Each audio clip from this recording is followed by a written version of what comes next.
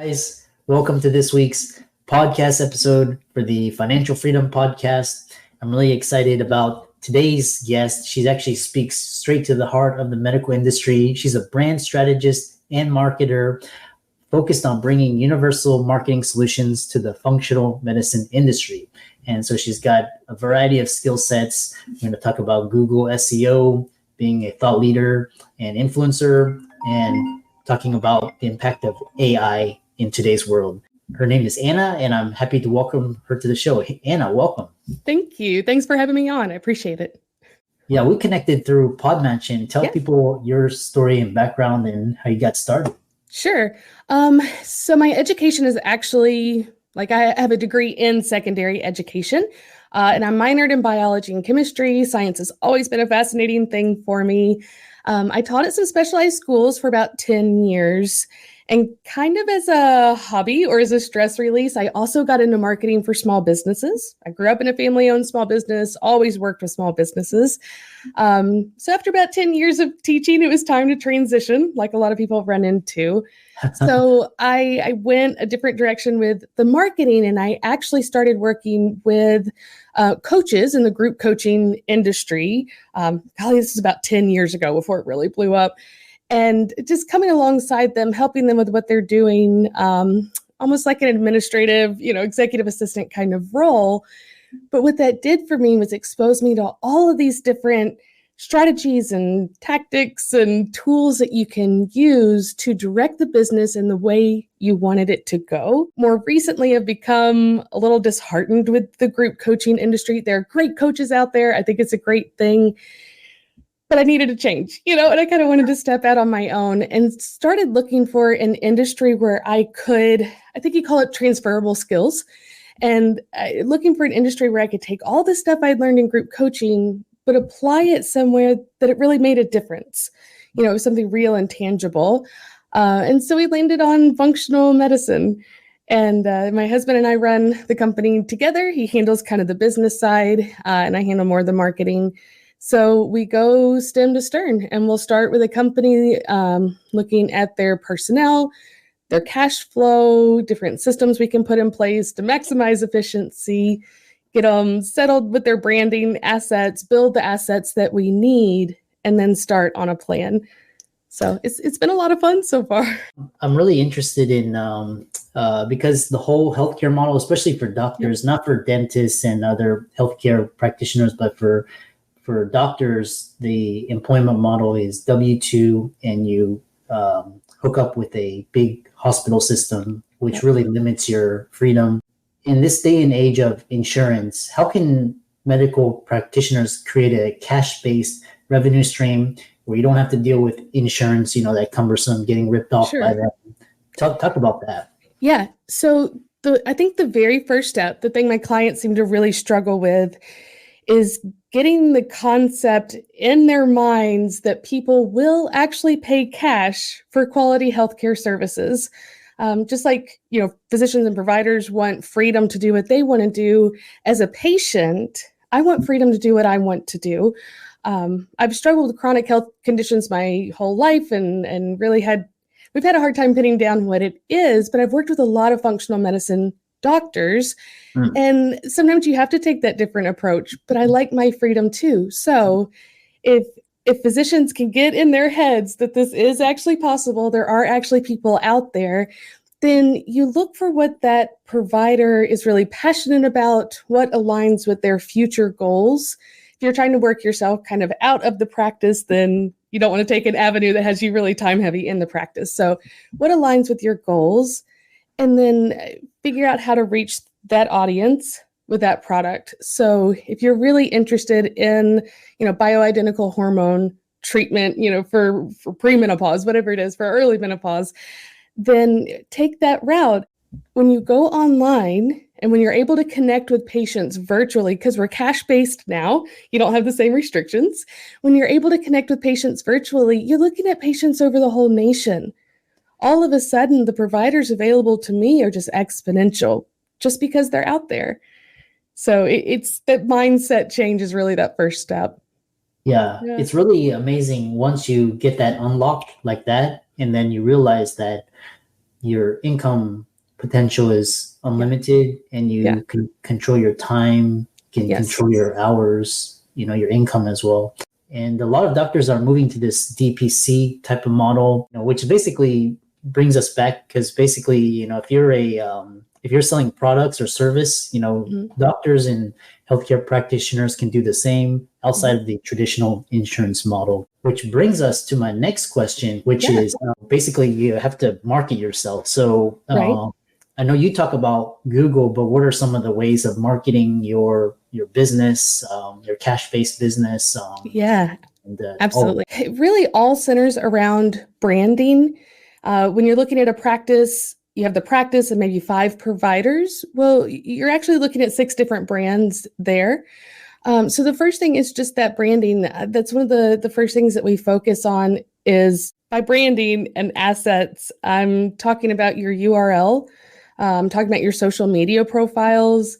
I'm talking about who owns your email addresses, like where your Google My Business account is. And I think it would be, I don't know, maybe surprising, maybe not, just how many practices are just in the weeds. And so they don't know, these practice owners, that they have no idea what their login is or where their stuff is. And sometimes it means actually reclaiming valuable branding assets from a third party. So if you've connected with a third party in the past, kind of handed all this stuff off to them for them to do your marketing, you have to watch, because sometimes it's difficult to get those assets back. So that's the first thing we tackle. At that point, you can start bringing in tools like SEO research and Google and your website. All these things are just tools to help you move along the process. But first, you have to have your assets, and you have to have your plan and your strategy. And then, there are a ton of tools depending on where you want to go. And in this day and age, what is better? Like, is it Google SEO? Is it Instagram, TikTok, Twitter, LinkedIn, like Facebook? There's so many now. I know it kind of sounds like a cop-out answer, but it all depends on your goals. Just to say, like, every practitioner out there needs to start posting a video once a week and, doing 3 social media. Well, what if that's not your goal? What if that's not the direction you need to go? If you're just looking at cash flow, you're looking at one direction. If you're looking at building your practice into something larger, you're looking at going in other ways. You have to make sure that the choices you make in marketing align with your ultimate goals. And identifying those goals could be very difficult. I was watching your episode with Paul Crosby, and he was talking about being able to see the systems and working with these systems. And I resonate so much with that. Like, that's so much the airport analogy. Like, that's just how my brain works. And to be able to take these practices and see what they really, the people that are assets that they aren't utilizing, and to put all this stuff in place, well, now you have security and you have freedom and you have control to take yourself, your family, your practice anywhere you want it to go. So it all depends, I guess. It all, like I said, go where your followers are. What resonates, what are your goals, just trying to educate or connect, and that's what social media is a tool. So use it to your purposes. There's not one defined. Exactly. And so basically, once you go to this DPC or cash-based stream, 3 steps to become, you're becoming a thought leader. So how do you become a authority figure? You said 3 steps. Yeah. Okay. 3 steps. First is identifying your overall keywords. What is your company? What is your practice, your brand? What are you going to be known for? And where do you want to get a foothold in your market? So you need to look at how long your URL has been active, what kind of keywords you're working with, what's already out there for your brand, and what can you manipulate into. I like picking current keywords for a company that have the highest keyword difficulty, because basically it's going to be hard to break into it, but you're already there. So figure out what you're already working with. And then from there, you have to figure out how to get the outside world to see what your brand is, because most people are going to drive straight past your practice. They're going to look straight past your posts. How do you get yourself out there, and communicate? Then it's about creating the right kind of content. And that's where you are looking at your topical maps and then knowledge clusters. There are terms for them. So break down what you want to tell your people. If you want to really focus on, hormone treatment, or you want to focus on IV hydration, or you want to focus on anti-inflammatory processes, whatever it is, start with your basic large topical map, and then identify areas where you can produce a large amount of content. We usually start with 10 posts. So we'll create 10 articles right around this little topic here. Then you start adding in your videos. Well, what that does to Google is it kind of flags you as like, hey, they talk about this a lot. They really like this content. They know a lot about this content. And that's when your rankings start going up. Well, then you can do it again. And you can work Google into seeing you as the topical authority on whatever subject you want. Yeah. It's so amazing because you have basically infinite access to millions of followers, customers, people, and you can spend 30 minutes on a post, anything, and it's just the reach is incredible, scale is incredible. You don't have the gatekeepers, and and it's free. But that makes it really scary also. We really cater to, we like to call it practices that are in the weeds. We work with some service-based businesses too, but you have these, especially small business owners, they know this. Like everybody hears about social media, you need to be posting, you need to do something. And it's really scary because you're just trying to run your business. So we're almost kind of like pre-social media marketing. It's getting companies ready to get out there and market. And we come alongside and work with these companies. We don't have a coaching program. We don't have a video, series to go through because we work one-on-one and we work very closely. So it's taking away some of that fear, just somebody to kind of guide you out of the weeds and into control over where you're going on social media. Yeah. I love that. What the other question I have is, you talked about this idea is what is the difference between branding and marketing? Okay, that's a really good question. Branding as your company's personality, your practice's personality, your personality online.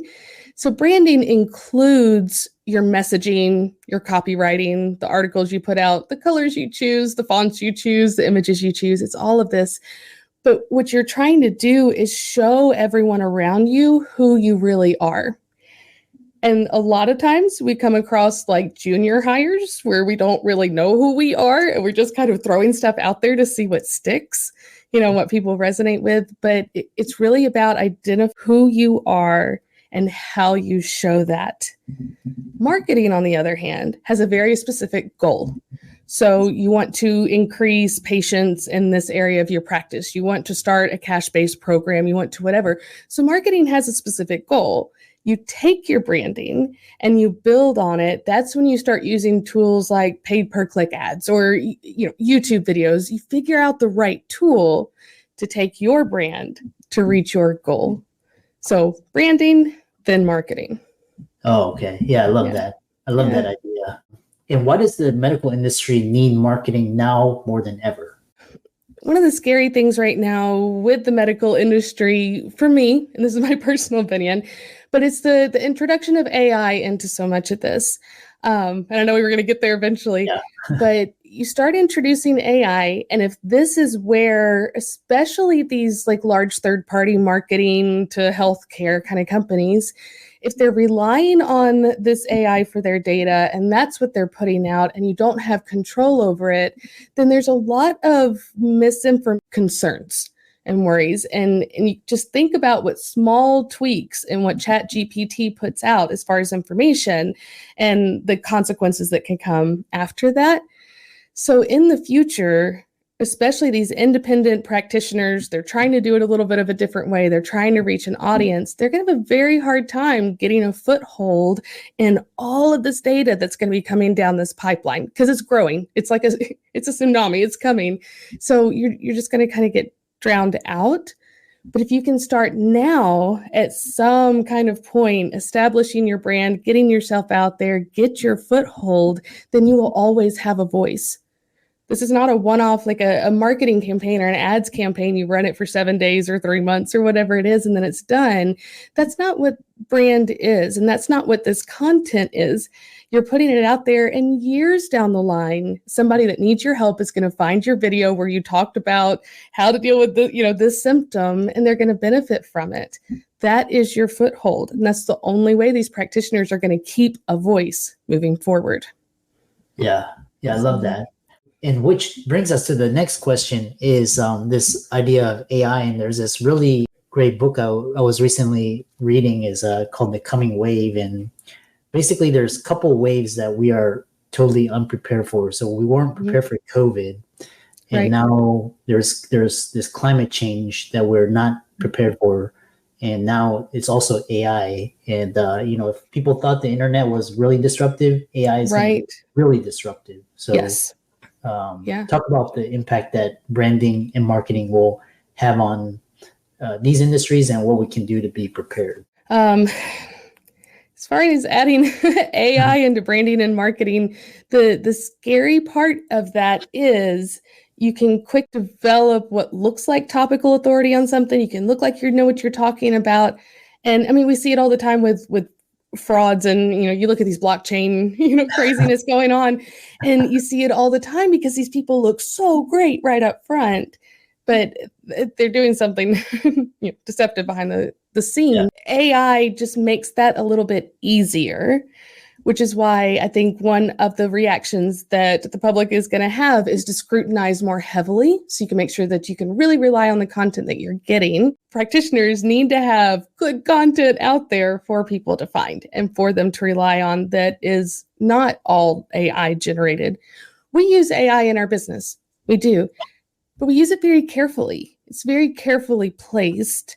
It's to do some of the repetitive tasks. It's to do like the start of topical maps, to do ideas here and there. When you use it well, you can maximize your efficiency, which lowers your costs, which lowers the barrier of entry of other practices getting the help that they need.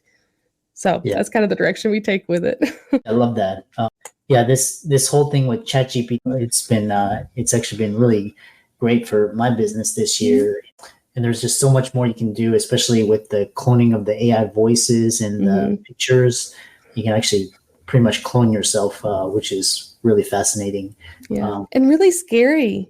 Like, you think of all the things that can come out of that, and it's a little scary. It is. Yeah. Like all the deep fakes and all the misinformation, and somebody puts out a wrong tweet, and then the markets start crashing. How can people contact you, follow you, reach out to you, etc.? Sure. So this is a project that we've been working on for a while, but just now getting it out there. Some of our first content is posting. We're a designer on LinkedIn and Facebook and stuff under Designer Branding Solutions. So you can check us out there. Right now, we're kind of in fact-finding mode, trying to make sure that we're bringing exactly the right tools and the right solutions to the functional medicine, industry specifically. So for now, my calendar is on my website. So you can go to contact us and book a time, because I would love to hear from people that are in this space and people that know more than I do and can kind of see. I have some questions for you if you're up for that in a second. But I love hearing from people that are the authorities in this industry, and it helps us see how we can better meet people's needs. I'd love to hear from anybody that that wants to chat and kind of be involved in this. It's been a great project so far. It was a really great discussion. I think it's really the medical community would really benefit, and all of Hannah's resources will be in the links and show notes. And with that, thanks so much for coming on to the podcast. Thanks for having me. I appreciate it.